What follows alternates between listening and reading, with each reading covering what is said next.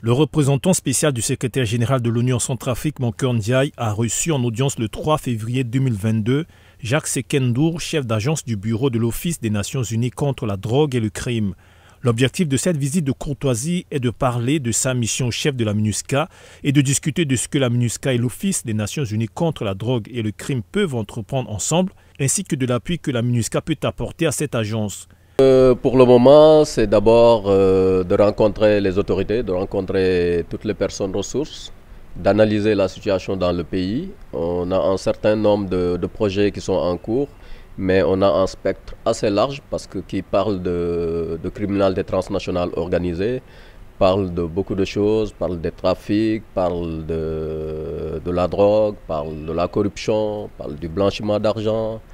etc., etc. Et parle également de la justice pénale, de la justice criminelle. Donc c'est tous ces aspects-là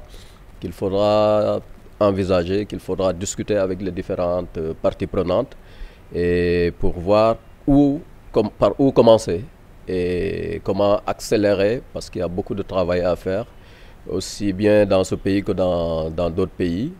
Établi en 1997 et basé à Vienne en Autriche, l'Office des Nations Unies contre la drogue et le crime opère également dans 54 bureaux régionaux couvrant ainsi plus de 150 pays. L'Office des Nations Unies contre la drogue et le crime travaille directement avec les gouvernements, les organisations internationales, les autres organes des Nations Unies et la société civile pour développer et mettre en œuvre des programmes répondant aux besoins des pays et des régions.